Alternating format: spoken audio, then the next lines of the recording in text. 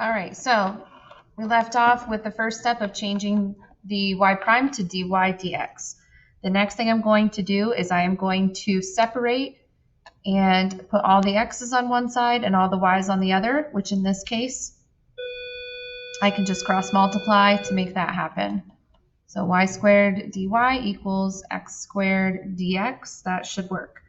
Now that my function is separated, what I'm going to do to find the general solution is I'm going to solve this for y. The issue, though, is I have dy on one side and dx on the other side. So in order to get y alone, if you will, I'm going to have to integrate, and integrating is going to get rid of the dy dx part of it. So when I integrate, I'm going to just do normal integration where I say, add 1 to the power, divide by the power. So that would be 1/3 y to the third plus c. And then on the other side, 1/3 x to the third, which I think I'm going to call this plus d because it can't be the same constant value as that side. And then I'm going to get y alone. So the first step in getting y alone would be kind of to subtract c on each side, which if you stop and think about what you're doing, it's kind of silly to say that you're subtracting a constant from another constant because you're still going to just have a constant, right? So c is some generic number we don't know. D is some generic number we don't know. And if I subtract them, I'm still going to have some generic number I don't know. So you can call it plus c, you can call it plus d. Sometimes you'll see like c1, c2. You'll see all kinds of different things. Just make sure you have that constant of integration present. Next, I'm going to multiply by 3 to get rid of the 1/3. So that would give me y to the third equals x to the third. And then again, I could just leave this as c. Putting a 3 in front of it is the same thing as saying that you still have a constant of integration, right? Because this is just representing some number. So you don't need to put a 3 in front of it. That's a little repetitive. Last step would be to take the cube root of both sides. So I'd end up with cube root of x to the third plus some constant. And that would be what I would stop at for the general solution. Okay, so that's part A. Part B says find the particular solution. And so the only reason that this would not be called the particular solution is because you don't have your c value identified. Remember that number changes depending on conditions that exist in the function. So like the initial condition that y of 0 is equal to 2 means that when x is 2 or x is 0, y is 2. So that would be a specific point in the differential. So we're going to see what c would have to be in order for this statement to be true. And then that would give us a specific answer. So to do this, you're going to use the equation that you solved for, and you're going to plug 2 in place of y and 0 in place of x, and you're going to solve for c. So if I do all this math, I should get that c is equal to, well, hold on, let me back up. I would get 2 is equal to the cube root of c, and I would have to cube both sides to get c, so c is going to be 8. Okay, now once you find that number, take your answer for part A, which was your general solution, and plug in your constant of integration, and now you have a particular solution.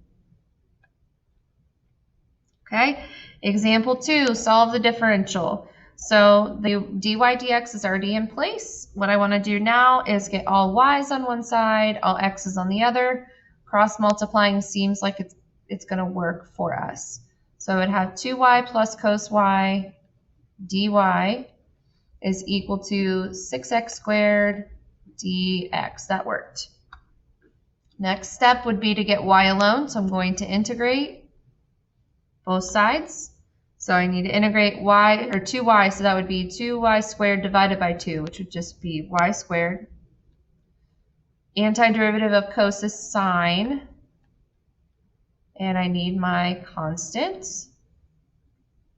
6x squared would be 6x to the third divided by 3, so 2x to the third plus your constant. And you know what? I think I'm going to just stop writing plus c on this side because I'm eventually going to move it to the other side anyway. So it just saves me a little bit of work.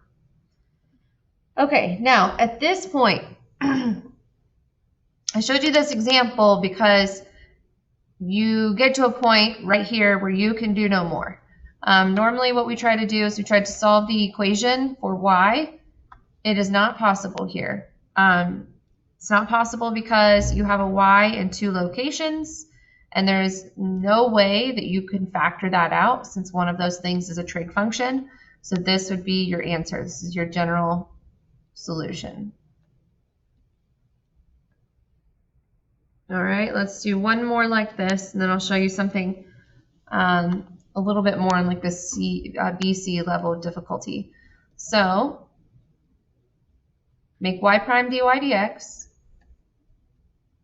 Now this time, cross multiplying isn't exactly going to get me to where I want to be, but I could start with it.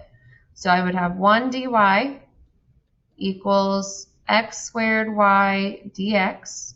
I still have a y on this side, but I can easily move it by dividing. So when it's separated, I have 1 over y dy equals x squared dx. Now that everything is on its side with like terms, I can integrate.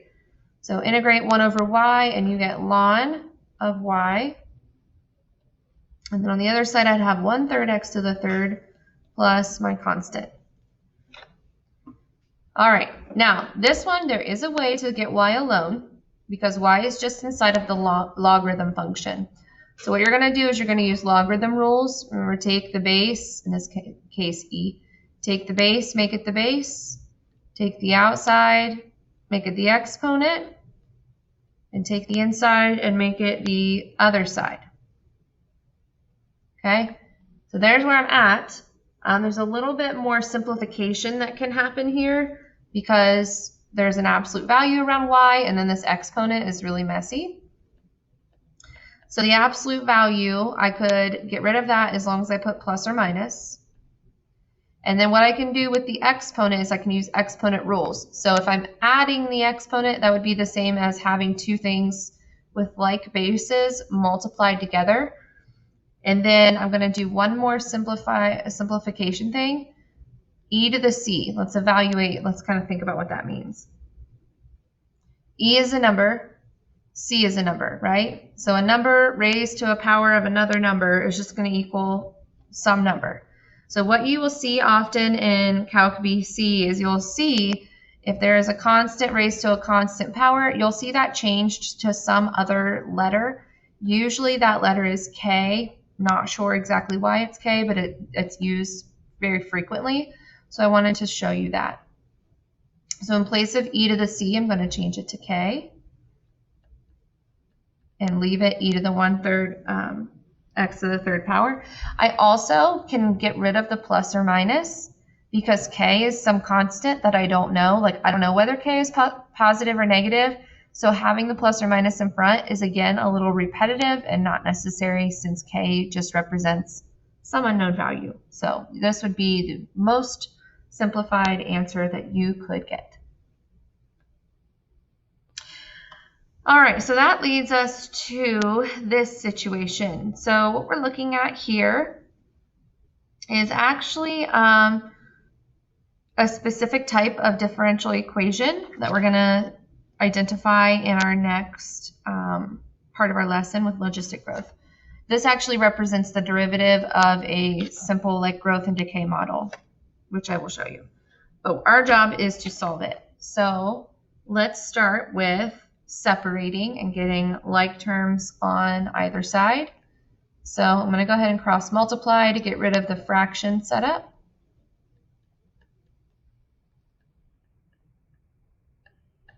Obviously, y's need to go on the left side, so I'm going to divide by y.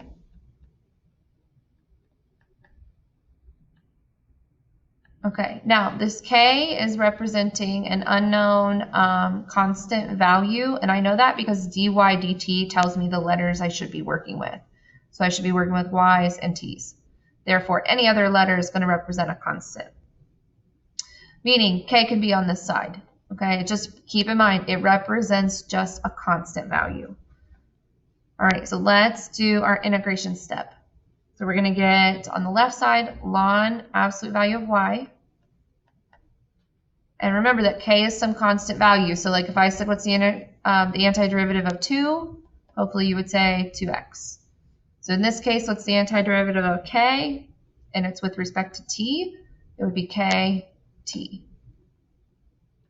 plus c. We have another situation where we're going to do our logarithm song to solve and get y alone. So I would say take the base, make it the base. Take the other side, make it the exponent, and you should be good there. And we'll do what we did last time, where the absolute values could be turned into plus or minus. We can also split this exponent up to make it look a little bit cleaner. And then we could finalize by taking all this constant stuff and just turning into another letter like k. Actually, we can't use k, can we? K is already in here. So this is a good opportunity for me to show you another constant value that is used at times. It is a. You will see that sometimes a big capital C in place of that constant value. All right, so that's it with differential equations as far as solving them. Now we're just going to do like one example, maybe 2 over slope fields. These we're not going to hit too hard because slope fields are so simple.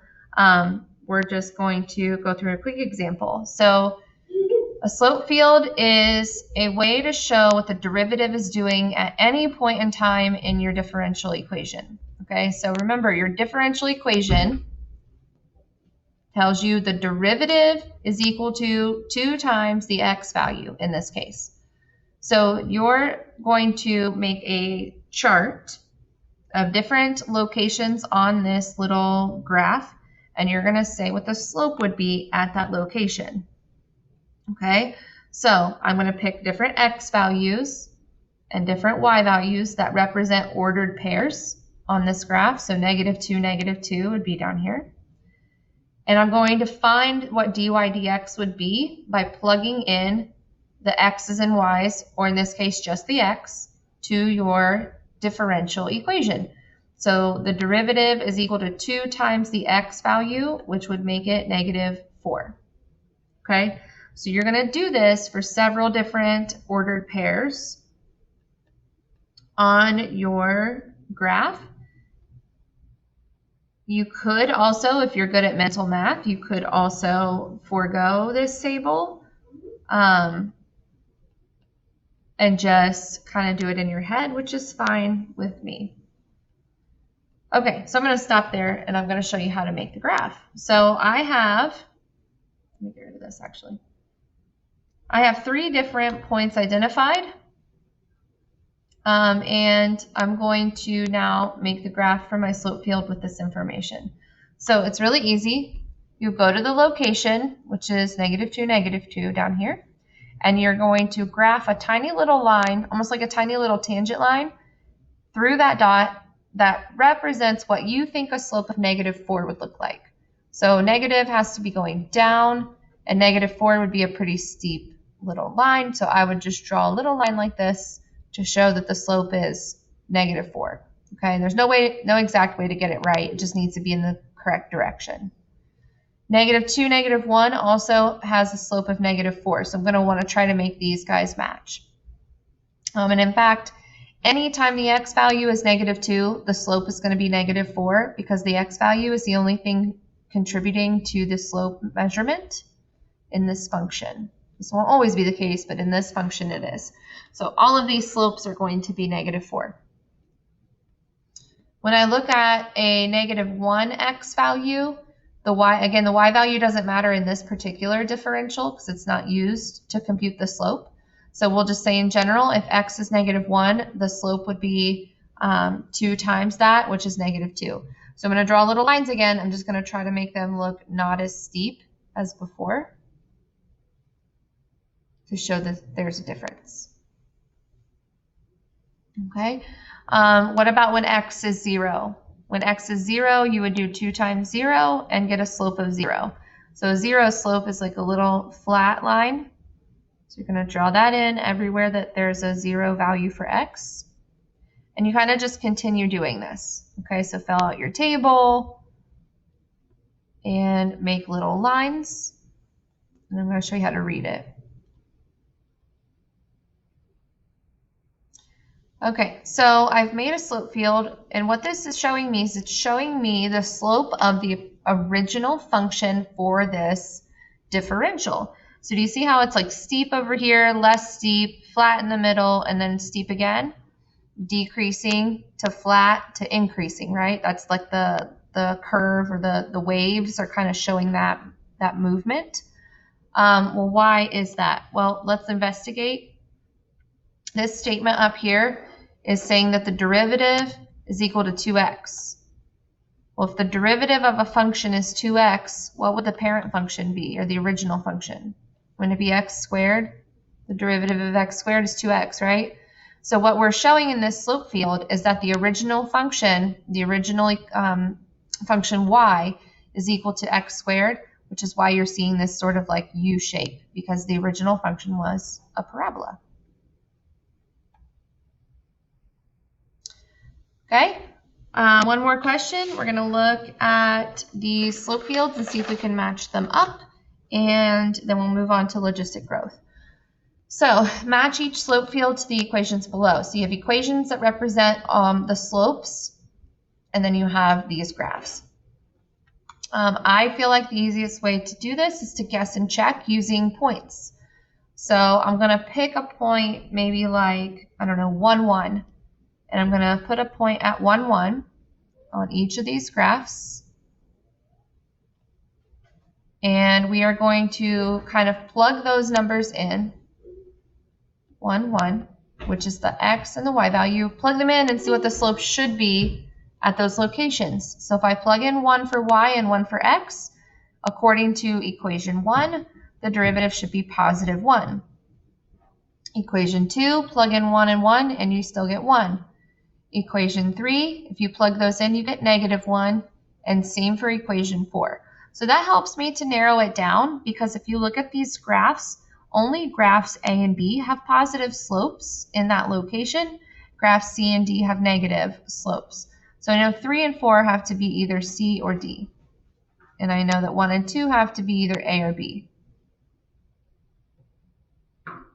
So we got to investigate a little bit further, pick another point to see which one is which, okay?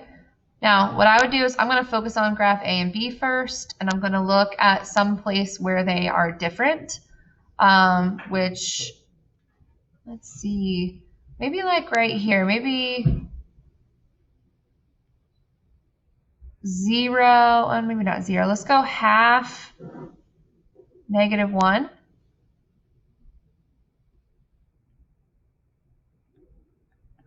If I plug in 1/2 and negative 1, because to me this graph A looks like almost a flat slope there, and graph B looks really steep. So if I plug in negative 1 for y and 1/2 for x, for graph A I would get negative 2. And for graph B I would get negative 1/2. So negative 2 is steeper, so that means that graph B, because it has a steeper line in that location, would have to match with number 1. So number 1 is going to have to be B, which means number 2 is going to have to be A. Okay, so you kind of just do this investigation by picking points and plugging them into your answer choices and seeing which ones match up. So I'll let you try that. You can pause the video and see if you can figure out the difference between graph C and graph D. And when you're ready, hit play, and I will have the answers up here for you. Okay, the answer for 3 should be D, and the answer for 4 should be graph C.